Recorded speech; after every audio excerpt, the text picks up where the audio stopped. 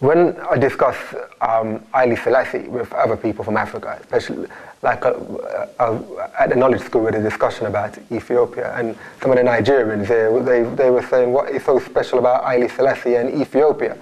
Africa is a big place, you know, and they were saying, what has he done? And some people have said, is Haile Selassie overrated? Would you like to elaborate upon it? What is the significance of Haile Selassie and the statue, since the statue is here? The significance of the statue is tied in with the significance of Selassie himself. So in order to understand the significance of that statue, we need to look at the significance of Selassie. But the best approach to that is not even a direct approach to Selassie.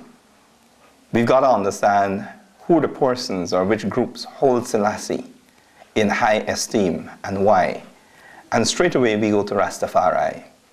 And without talking too much about the details of the origins of Rastafari, let's just remember that Rastafari, in its current expression, is something that was born, if we might use that term, in the mid-20th century, the 1940s and 50s.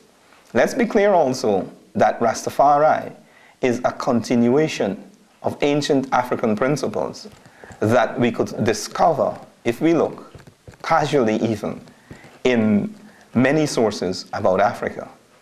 However, the important thing is to understand the social, political, economic, spiritual, and psychological conditions of our people in the Caribbean, and more specifically in Jamaica, where Rastafari would make its appearance in its current incarnation in the late 40s.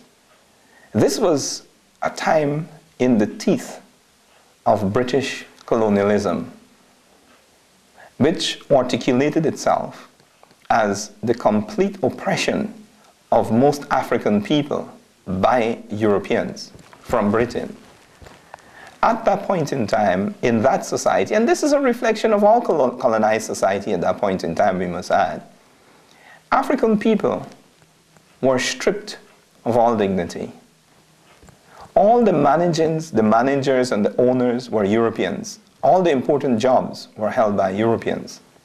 Let us not forget that this is scarcely 100 years after the legal termination of physical enslavement. That's not a long time in the life of a people. It's scarcely 3 generations. And all the values and attitudes and behaviors of the plantation were still with us. People were not challenging in any fundamental way the very, very corrupt values and attitudes and behaviors that were instilled in our people in the cauldron of the plantation. Therefore, African people knew not themselves at that point in time. Most of us didn't know who we were. We were ashamed to call ourselves Africans. Mm-hmm. There were very, very few people who would come out and say, I'm an African. And that kind of person was looked upon as being mad. Martino Plano would be committed to the mental asylum by imperialism in Jamaica not too long after the point in time that I'm talking about. And it's for this reason. There was a campaign against everything African. They called our spiritual system Obi and said that this is witchcraft, is something bad. All the physical characteristics, the dominant physical characteristics of African people were declared to be ugly. Some of us believe that nonsense. Many of us still do. We still buy in some parts of the world dangerous chemicals to bleach ourselves so that we could escape from being ourselves. Now, this is a sketch of the mental condition of our people, most of us, at that point in time and at that place. We also need to say that when African people looked around, they didn't see other Africans in any position of prominence. And this is one of the reasons why Haile Selassie captured the imagination of the struggling masses of African people, because there was nobody in importance in their knowledge, no African of importance. When they looked around, as I said before, all the managers, if you wanted to be a teacher, You could be a teacher if you're an African, but then you had the fight to try to be Europeanized. If you wanted to be headmaster, maybe. But if you go higher than that, like the manager of a school, priest, the governor, don't even think about being that kind of person and you're an African. So when they looked around and they saw Selassie as not merely the leader of a country, but a king, boasting the title King of Kings, conquering Lion of the tribe of Judah, they were not only amazed, they were proud. Mm-hmm. The other thing we need to understand about our people's condition at that historical moment is this, that imperialism, Europeans used or abused the Bible as a weapon for social control. They taught us certain interpretations of those doctrines that basically rationalized their cruel and barbaric treatment, their inhumanity towards African people, towards our people. They said things like white is good and right, black is bad, ugly, and wrong. That was the basic message. And this was articulated in many ways. Do no sinful action, speak no angry words, and so on and so on. You know, the hymns that we were taught to sing, the rich man in his castle, the poor man at his gate. God made them high and lowly and ordered their estate. In other words, accept your lot. Do not rock the boat. Don't use violence. These were things they taught us. You know, they said also that bear your chafe, your hardship. The Lord wanted you to be this way. And when you die, there's going to be a judgment day in which all of those wicked oppressors will be judged. And this is how our people were lulled into accepting their lot. But thankfully, not all of us. And many people who were being cut off from our own historical traditions and are confused about our culture, and therefore about our identity, were trying to think and work our way out of this great danger. And one of the ways in which they were doing this is using the very tools of oppression and turning them around to make them weapons of liberation. The Bible was a prime example of this. And many African people who had no other book or scarcely any other book but this Bible that was given to us for the purpose of oppression began to use it to liberate ourselves. And this is why in the so-called Negro spirituals, you're going to find that the code crossing River Jordan, you know, is making your escape. Pharaoh, who we were taught was not an African, but we know better now, and we were also taught that Pharaoh was an oppressor. We know better now also. In our ignorance, Pharaoh came to represent the oppressor in our parlance, in our codes.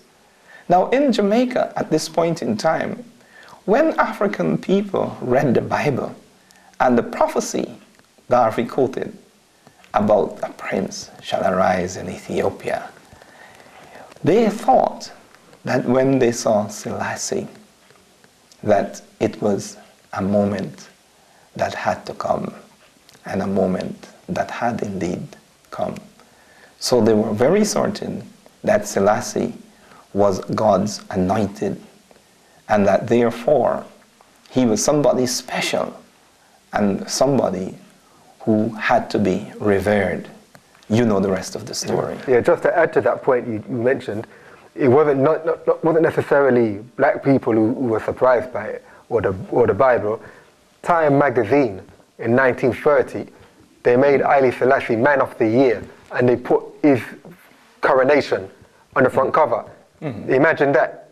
Yes. You would never see a black person in such high prominence during the 1930s anywhere in the world, and Time magazine putting an African on the front cover, calling him man of the year. That must have given pride and influence to certain people, and to see an African king to that extent, because there was only three independent African countries, black countries in the world at the time.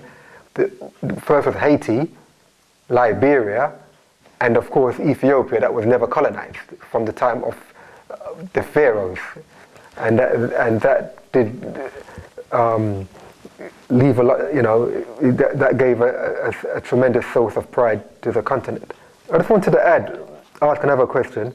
Mm-hmm. People are confused with Ethiopia when it's mentioned in the Bible or in history.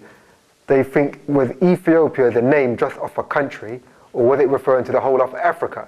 Because the Atlantic Ocean at one time was called the Ethiopian Ocean. Yes. And it's a bit confusing as to where the word, because before the word Africa came into existence, the continent was called Ethiopia.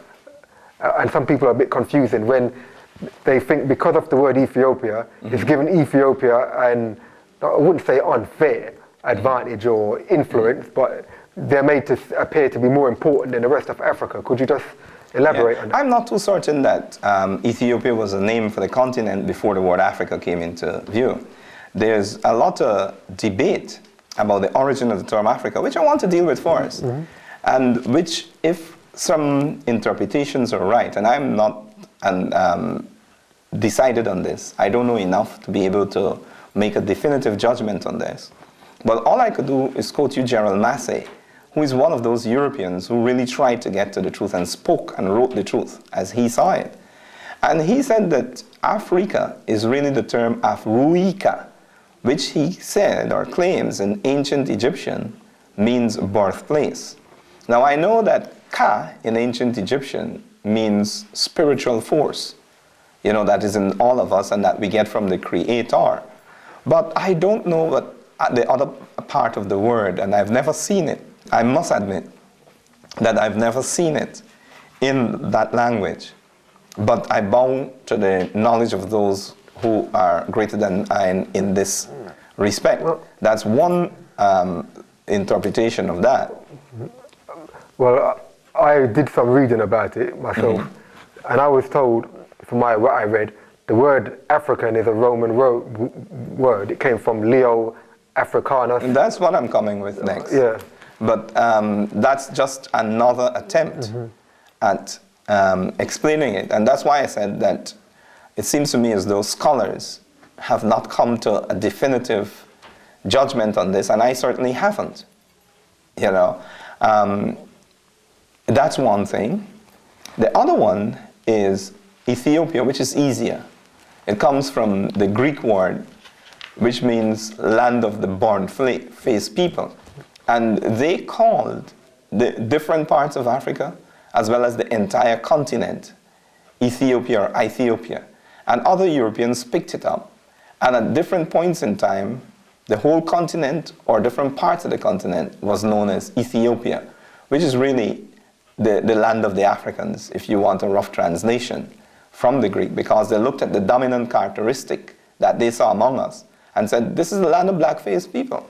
The people over here, their skins are dark. These are Africans, in other words. And this puts another lie to those people who try to say that the ancient Egyptians were not African. They were something else.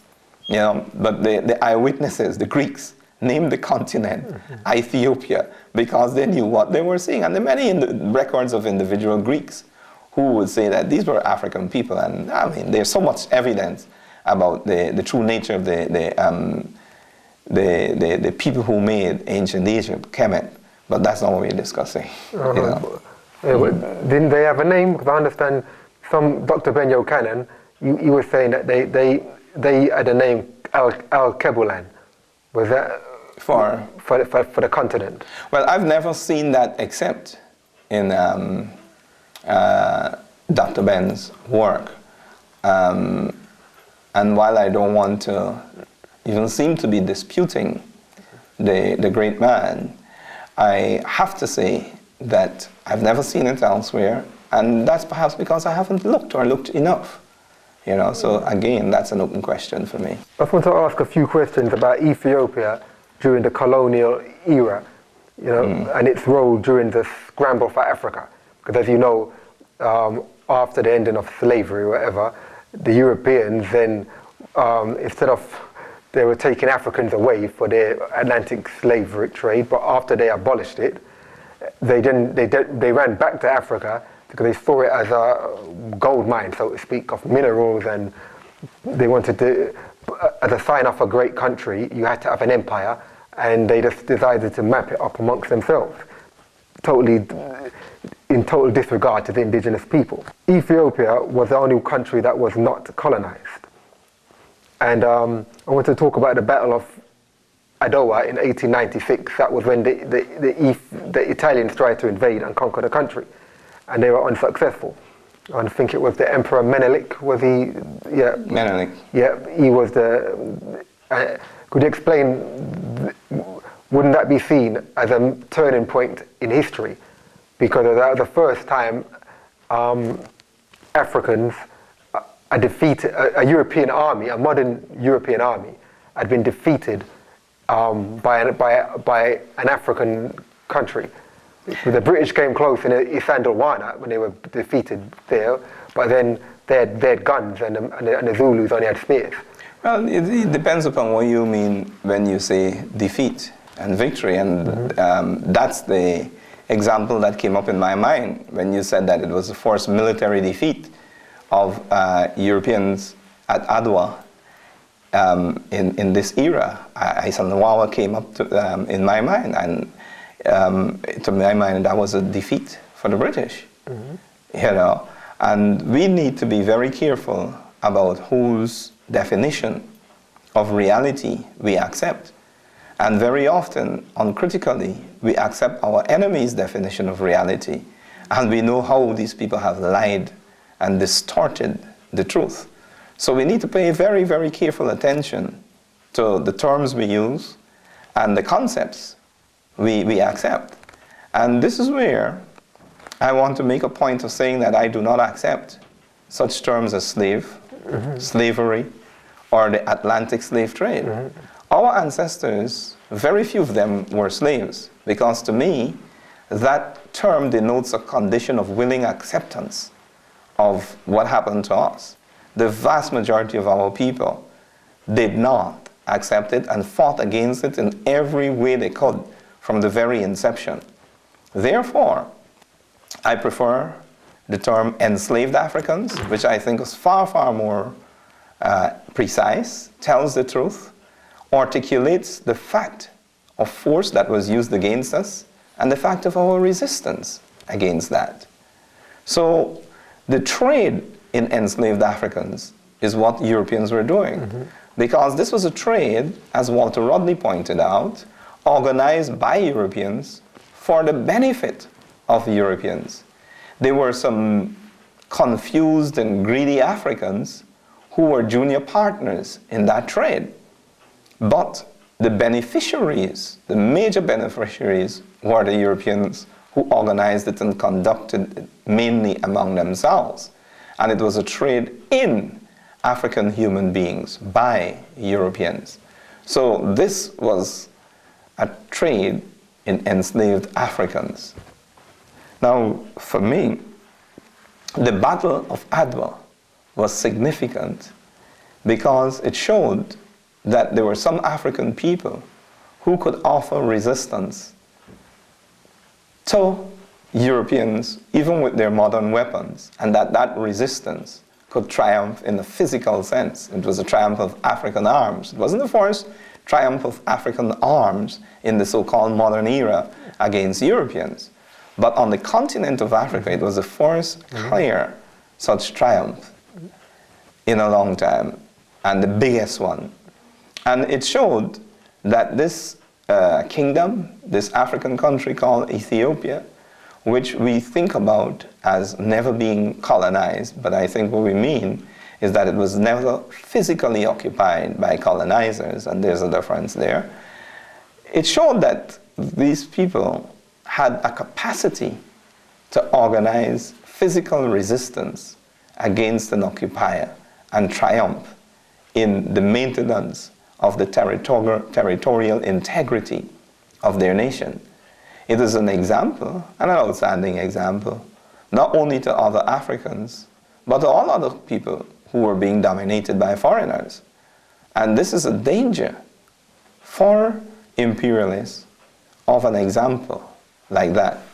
And this is part of what was going to resonate with a number of people who were going to regard Selassie and Ethiopia in ways in which you have identified, people have regarded them. When the Italians would try to invade again in 1935, a lot of that residue, if you might call it that, of sentiment erupted once again. And this happened on a wider front. And, lots of things happened in the sense of the impact it had upon African people in the Caribbean and elsewhere who became radicalized after they were scandalized by the complicity of other white nations in this atrocity of Mussolini. Mm-hmm. But that's in 1935. We're at Adwa now in 1898. I was just going to add on to that, really, because it was brought to my attention that 100 years before that, in Haiti, that was the first time a European army had been actually defeated. There were Africans in Haiti had defeated them under Louverture and Dessalines. They defeated a European Napoleon's army. That was in 1789, was it? Yes, yeah. But that's not strictly true. In 1783, in a place called Borbis, in Guyana, Africans under a leader called Kofi. Atta was another leader, Akrabe, Brobi. These are all Akan names from Ghana. They led a military triumph over the Dutch. In Suriname? In Guyana. Guyana. And placed a revolutionary government in power for 11 months. 1763, not 1783 as I said just now. And in Guyana, this is called the 1763 revolt. Some silly people tried to say it wasn't really a revolution, it was just a revolt. So some people call it revolt, but it was a revolution because it resulted in a complete overturn of the political system and the economic system. Many of us don't know about that. But 1791 is going to happen much later. And this is in Haiti. This is when African people who were force-led by Boukman Dotti and who had been primed by the example of people like Macandal, who had been fighting against white domination and always been organizing. Many of these people were Maroons, which meant that they maintained more than ever the others, the African traditions. Fact is, Boukman Dotti, the name Boukman is from the African language that was invented by African people on the spot, which we call mistakenly French Creole, right? And Dotti is from the Twi that is spoken in Ghana, which means earth. Boukman means book plus man, the man who could read. So here was an educated African, educated in the most fundamental sense, that he had knowledge of his own interests. He was very much centered on himself as an African because he was a practitioner of African spirituality. He held a ceremony in the forest on the night of the 22nd of, I think it was August in 1791, in which, it would have been the 14th, in which he made certain African traditional spiritual commemorations to Ogun, the Yoruba divinity of war and iron. And, there are other things that happened. There were libations. The libation was conducted by a sister, And that revolution, the military staged triumph, we normally have been made to think that it was Toussaint Louverture who had much to do. He was undoubtedly a very brilliant general, a good organizer and so on. But it was people like Jean-Jacques Dessalines and Henri Christophe and others who would really carry it because Toussaint made the fundamental error of trusting his enemies. But he was not decisive in his understanding of himself and of the processes that were going on as an African-centered person and as African-centered processes. And there's very great, misunderstanding of some interpretations of what transpired there. But to make a long story short, the Africans in Haiti defeated the Europeans who were there at the point in time when the revolution first triumphed. Then Napoleon Bonaparte, who was then the ruler of France and France was the great military power in the world then, the world superpower. Bonaparte sent a second army under his own brother-in-law, General Leclerc. And General Leclerc and his army were defeated by the Africans. And then the British sent an army. And we must remember that Britain would very soon overtake France as the #1 superpower in the world. This would happen at the Battle of Waterloo, not too long after the events we're talking about now. The British army was defeated also. The Africans also defeated an army of the Spanish, and then they defeated an army of local whites and mulattoes. Now what we're saying is that these African people defeated 4 European armies. The tremendous significance of that is something in the order of, let's say, the Jamaican army taking on the United States Army not once but twice and beating them, doing what the Yankees themselves call kicking ass, and then taking on, which is the next biggest military power in the world, Russia, take on Russia and beat Russia, and then take on maybe China and beat China. Mm-hmm. This is the order of what transpired there. Mm-hmm. And we must ask ourselves why we don't normally know these facts.